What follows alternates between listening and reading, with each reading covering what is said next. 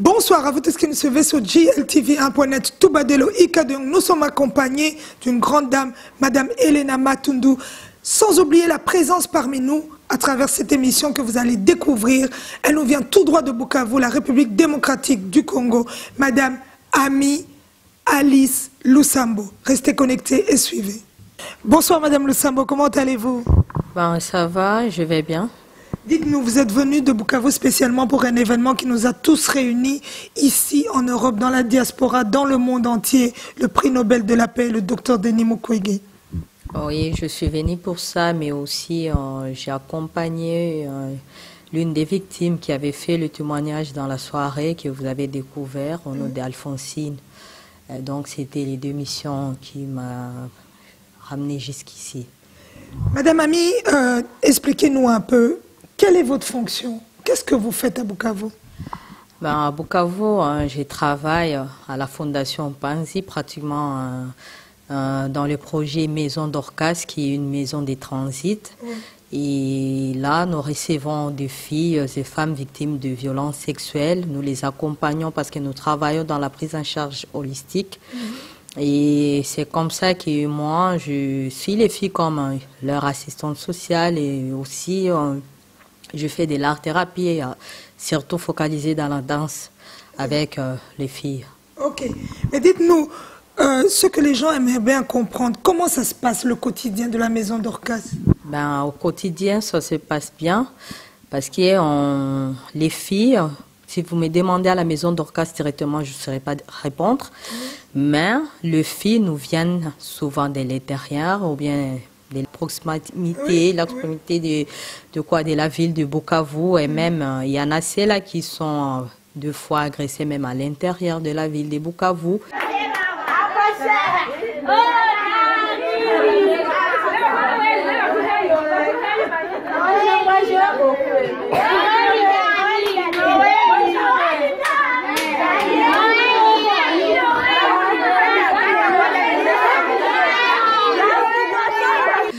Et nous recevons chaque fois des cas de viol. Et les filles transitent d'abord à l'hôpital, elles passent à l'hôpital. Et là, elles reçoivent des soins préliminaires.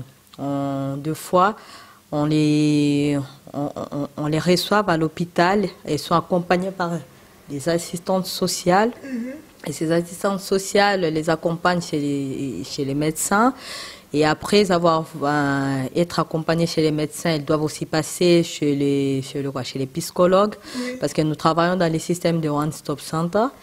Et après, on être accompagnés par le psychologue.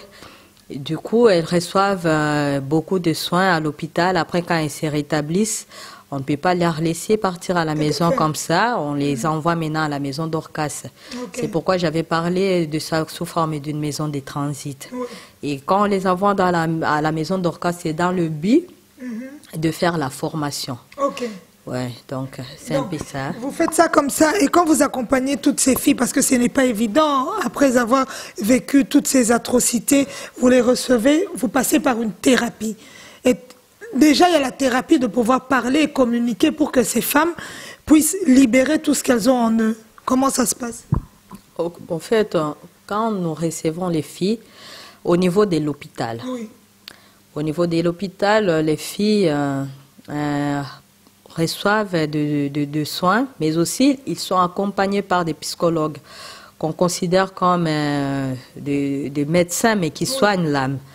Et en arrivant à la maison d'Orcas, nous aussi nous les accompagnons. À la maison d'Orcas, il y a une infirmerie.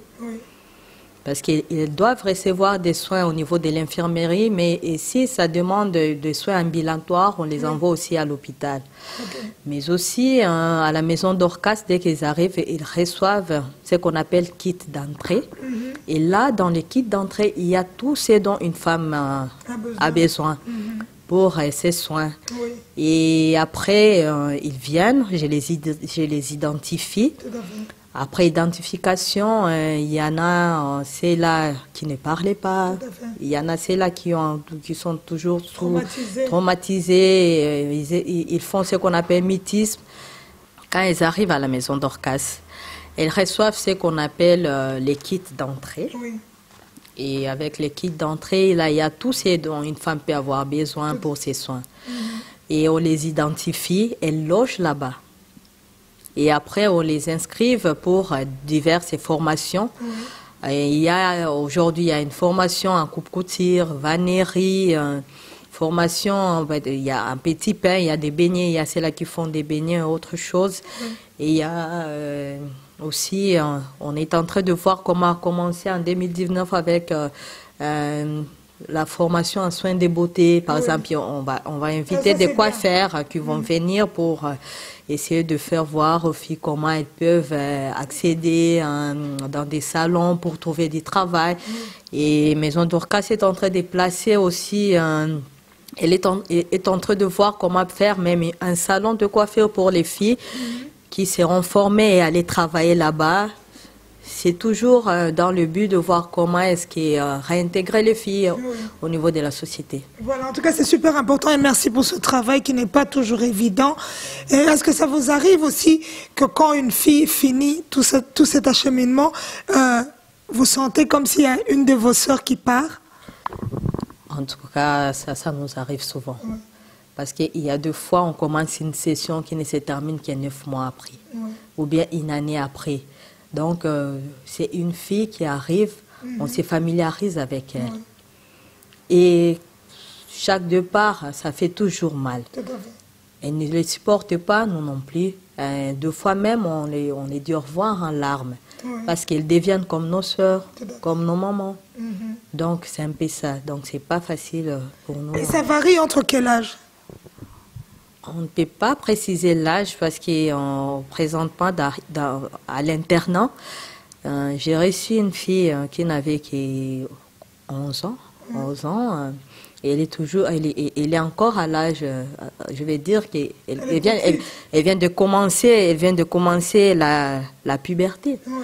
Il a été agressé sexuellement. Mais aussi, j'ai aussi une dame qui a 59 ans. 54, ouais. Donc, c'est un peu ça. Et il y a 2 fois, on reçoit les plus petits. Donc, ça dépend. Voilà, en tout cas, c'est pas évident de faire le métier que vous faites. Nous tenons à vous féliciter pour cela. Et Bukavu, comment va la situation à Bukavu aujourd'hui? Bon, la situation à Bukavu, je sais pas, elle sait qu'elle n'est pas calme. Hein. Elle n'est pas calme, on est là, on fait ce qu'on peut faire, mais... Ce n'est pas évident. C'est pas évident, je n'en rentre pas dans les détails. En tout cas, et vous êtes ici, on est venu soutenir ce prix Nobel de la paix. Qu'est-ce qu'il représente pour vous, étant donné que vous travaillez là-bas? Ce qui représente le prix Nobel, nous d'abord on a été honorés. On a été honorés de voir que le docteur Denis Mukwege, que j'ai sali en passant, il a toujours été battant. Il a toujours travaillé fortement pour essayer de voir comment la femme peut atteindre encore ses valeurs. Donc, il a, pour nous, en Swahili, aujourd'hui, quand on parle de lui, les femmes disent qu'il s'appelle Mutetezi. C'est-à-dire c'est quelqu'un qui plaide pour les causes de la femme. Et c'est pourquoi on a été honoré par ce prix Nobel. Et on pense qu'il le mérite. Voilà, en tout cas, il le mérite dignement, vous aussi. On a vu le témoignage de Alphonsine qui était venue avec vous. Ce n'est pas toujours évident de raconter ses faits en passant par les actes. Et aujourd'hui, Alphonsine, c'est une des survivantes qui arrive à retrouver le sourire. Et comment va Alphonsine? Alphonsine va bien. Alphonsine va bien et il est venu parce qu'elle représente presque toutes les femmes victimes qu'on a laissées au Congo. Et quand vous voyez Alphonsine sourire, il faut dire que les autres aussi, malgré la souffrance, ils sont parvenus quand même à retrouver ces petits sourires-là. Et ça importe plus. Oui, tout à fait, vous avez raison. Et on va rentrer dans le but du sujet, votre métier. Qu'est-ce que vous faites là-bas? Comme j'avais dit que j'accompagne les filles, donc je suis leur assistante sociale principale à la Fondation Panzi, à la Maison Dorcas. Mais aussi, je fais l'art-thérapie, focalisée dans la danse. Et donc, c'est un peu ça. Voilà. Expliquez-nous un peu, expliquez-nous. Ben, en fait, quand j'avais commencé, j'avais d'abord commencé ça parce que je me suis rendu compte que malgré tout ce qu'on pouvait faire pour les filles, elles étaient toujours tristes. Et pour appuyer, je vous avais dit que nous travaillons dans un système d'appui holistique. Et moi, je voulais vraiment appuyer le travail du docteur. Et je me suis dit, qu'est-ce que je peux amener comme contribution? Et c'est comme ça que je me suis dit que non, il faut que je commence à m'occuper des femmes. On avait commencé d'abord à parler avec elles.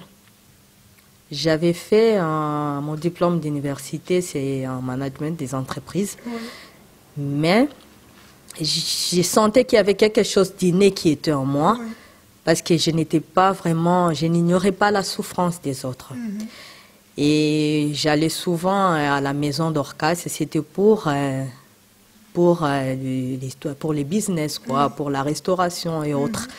Mais à côté de moi, je voyais toujours des filles qui étaient là. Tristes. Elles étaient tristes, éloignées, isolées, ne parlaient pas. Et moi, comme je suis un peu comique, moi, ça me faisait très mal au cœur. Parce que je me suis dit que non, qui suis-je? On a presque le même âge. Et regarde ce qui est arrivé aux autres. Et c'est comme ça que j'ai commencé à les rapprocher, parler avec eux. Et je me suis dit, qu'est-ce que je peux faire pour essayer un peu de révolutionner les choses? Et c'est comme ça que j'ai eu une idée dans ma tête. Je vais dire que je vais utiliser ce que j'ai en moi. J'avais un tout petit téléphone. Et il y avait un peu de la musique dedans. Et quand j'ai mis de la musique, je vis les filles qui commençaient à venir une à un. Une à une plutôt. Et c'est comme ça qu'elles ont commencé à danser. Et je les avais dit, est-ce que je peux vous apprendre à danser? Dorénavant, ils avaient peur parce qu'ils se disaient que non, tu es trop propre, amie. Est-ce qu'on ne sent pas mauvais? Moi, j'ai dit, mais non, vous êtes des femmes de valeur. On a créé un petit groupe là qu'on a appelé directement, qu'on a appelé les Strong Girls. Aujourd'hui, il y a des t-shirts, on écrit les Strong Girls, d'autres disent c'est une femme forte, tout ça. Et c'est comme ça qu'on a commencé à danser. Avant, c'était seulement juste pour s'amuser.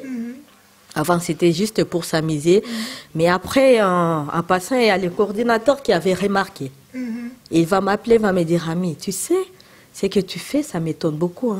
Parce que depuis que je suis ici, c'est la première fois que je vois les filles danser. C'est comme ça que je vois les filles. Contentes, enthousiastes, comme ça. Et oui, moi j'ai dit, ok, si tu veux, on peut y penser. Et c'est comme ça qu'on avait réussi des gens à la fondation. Et un jour, je me suis dit que non, les filles, est-ce que vous êtes prêtes à danser pour les gens? Ils ont dit oui. Mais quand on a commencé, j'ai remarqué qu'il y avait quelque chose qui n'allait pas. Les filles ne suivaient pas des pas. Il y avait des filles qui ne suivaient pas des pas. Et directement, je me suis dit que non, j'avais appris quelque part que la danse était une thérapie. J'ai commencé à suivre les cours de danse-thérapie en ligne. Et c'est comme ça qu'on a commencé par la danse libre. Parce que quand on parle de danse-thérapie, ce n'est pas comme la danse que vous connaissez. La danse-thérapie, normalement, ça ne suit pas les pas, ça ne suit pas des normes. Non. C'est une danse libre, c'est juste le corps qui s'exprime. C'est juste voir comment est-ce que tu peux remarquer comment est-ce qu'une personne, son état d'âme et par sa façon de danser. Mais je me suis dit que non, on ne va pas se limiter là-bas. On est des Congolais. On doit encore faire bouger les choses. Parce que ça ne les intéressait pas trop. Pour moi, en tant que thérapeute, à miniature, je me suis dit que non. Pour moi, ça m'aide. C'est comme une mesure qui m'aide à voir que non, cette fille va bien, cette fille ne va pas bien. Mais je commençais à voir que dans les séances, il y avait peu de participation. Et c'est comme ça que je me suis dit, je dois réveiller l'esprit émulatif dans les filles. Je fais la sélection. Et la sélection que je commençais par de musique de l'Ouest. On a fait beaucoup de sélections. Et en faisant des sélections, quand je mettais la musique, il y avait toutes les filles qui venaient. Et c'est comme ça qu'on a commencé à faire la chorégraphie. Moi, j'ai une première question que je vais... Excusez-moi de vous interrompre, il y a une question qui me revient comme ça. Dites-moi, la première chanson, quand vous avez commencé, vous vous êtes dit cette chanson et que vous avez senti que ça a captivé tout le monde. C'était quelle chanson? C'est une chanson qu'on appelle Bamba Pakichwa. Ouais, donc c'était ça. Bamba Pakichwa, donc ça veut dire... En swahili, ça veut dire Bamba Pakichwa, donc prends la tête. C'est parce que mon mari est du Katanga. Okay. Alors cette chanson m'avait vraiment intéressée quand j'avais écouté cette chanson. Je me suis dit, ah, mais ça fait bouger, hein? Ça fait bouger. Oui. Et c'est comme ça qu'on avait commencé avec cette chanson-là. Ouais. Et les filles suivaient Bamba Pakichwa. Ouais. Ouais, on avait fait ça. Donc, on avait sélectionné du coup Bamba Pakichwa, on avait sélectionné Bailando, je ne sais pas si vous... Bailando, on avait sélectionné aussi Amarula. Oui. Tu vois, il y a une chanson là qu'on danse, Amarula. Oui. Amarula, donc c'était... Et on a sélectionné aussi une chanson des Caméléons qu'on appelle Wale Wale. Oui. Et aussi un Sexy arrosé de P-Square. Oui. Et les 4 chansons ont fait rage. Hein. Oui. Je vous jure, moi-même, je ne m'y attendais pas. Oui. Je ne m'y attendais pas, je ne savais pas que ça allait avoir beaucoup d'impact. Oui, bon, tas de faits. Et quand ces chansons étaient en train de débattre, c'est toute la fondation qui tremblait parce que les filles dansaient. Mais non. La musique apporte cette paix. La musique permet aussi de se détendre et de se défouler à un moment donné. Madame Ami, quand vous avez vu toutes ces filles vraiment toutes joyeuses, oublier leurs soucis, oublier leurs cauchemars, est-ce que quelque part vous vous êtes dit vous avez réussi ce que vous avez fait? Ouais. Je me suis dit, j'ai réussi, mais je me suis dit qu'il y avait encore un défi. Et ces 2 filles étaient de les faire danser devant une foule. Et c'est pourquoi vous avez vu Alphonsine parler devant une foule. Ouais. 1000 personnes. Hein? Ouais, hein? Ouais. 1000 personnes. Donc c'était un peu ça. Parce qu'on les faisait dans un petit cadre. On les faisait entre nous. Et des fois même les filles avaient honte, eux entre eux. Mais quand on a réveillé cet esprit émulatif, les filles ont compris qu'ils pouvaient encore avancer. Les filles ont compris qu'ils pouvaient faire mieux. Chacun voulait se surpasser. Et c'est comme ça qu'avec la musicothérapie, parce qu'il y a aussi un projet de musicothérapie, nous sommes dans la danse-thérapie, ils organisaient des concerts et ils nous demandaient si on pouvait venir avec des filles pour aller. D'ailleurs, la première fois que les filles ont parti danser, je ne travaillais pas encore à la fondation. Mais j'avais demandé qu'on puisse m'aider, que je puisse financer par mes propres moyens leur première sortie. Et ça avait réussi. Hein. On est parti, c'est l'hôtel le plus cher de Bukavu. On est parti chez Panorama avec les filles. Et les filles ont dansé, et il y avait beaucoup de gens, des médecins de l'hôpital des Pensées qui sont venus nous assister. Bien sûr qu'on n'a rien gagné, mais cette estime, c'était allé tout droit dans mon cœur.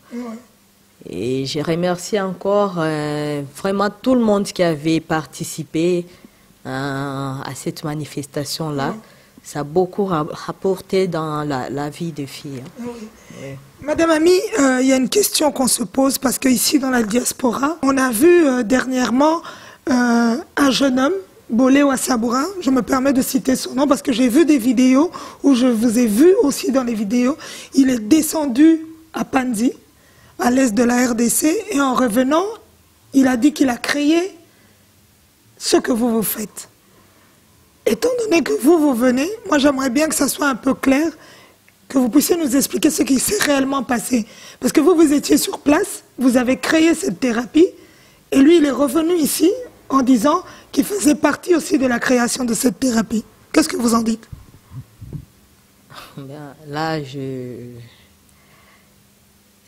sincèrement, je suis émouvée. Hein. Parce que Bolewa, quand il est venu à la fondation, on avait accueilli un groupe qu'on appelait Groupe Loba. Et le coordinateur m'avait dit de l'accueillir, de l'accompagner aussi. Et quand il est arrivé, on l'avait bien présenté, on a dit que non, elle, c'est Alice, elle est chargée de la danse-thérapie. Ici, à la Fondation Panzi, Maison Dorcas. Bon, dire que non, c'est lui qui a ramené ça au Congo, c'est faux. C'est faux parce que avant que vous ne posiez même la question, je vous avais dit comment j'avais commencé avec la danse-thérapie. Et pour votre information, aujourd'hui, on est arrivé trop loin. Nous ne sommes pas limités seulement parce que nous, quand on fait la chorégraphie, c'est juste pour la captation. Une fille qui est encore sous choc, elle ne peut pas suivre les pas, elle ne peut pas suivre les rythmes. Je vous avais dit que je suis partie loin, même de la danse-thérapie. Je suis partie dans la chorégraphie, qui ne fait pas partie de la danse-thérapie. La chorégraphie, c'est une autre chose. C'est pour les gens qui commencent à guérir. Alors que la danse-thérapie, c'est vraiment pour les gens qui sont encore effondrés. Et aujourd'hui, je peux vous dire qu'on est en train de faire des séances de relaxation, des séances de gymnastique d'étirement. On a toute une sélection des gymnastiques rythmées. C'est plus fort que les Zumba. Parce que nous, quand on entre en gymnastique rythmée, tu vois que ce sont des filles qui sont vraiment fortes. Ce sont des filles qui sont vraiment strong. Donc, et c'est qualifié en ça. Mais revenons à ta question avec Bolewa. Bon, ben, je ne sais pas dans quel but il est venu vous dire ça. Mais il a rencontré déjà la danse-thérapie qui était faite par moi, qui était déjà à la fondation. Et quand on parlait avec lui, il me disait que non, il voulait juste venir pour nous appuyer, voir si on peut travailler ensemble.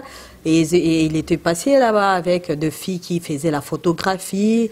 Ils ont même promis aux filles de ramener des appareils photo. Il nous a promis de ramener des tenues, mais on l'a jamais revu encore. Hein.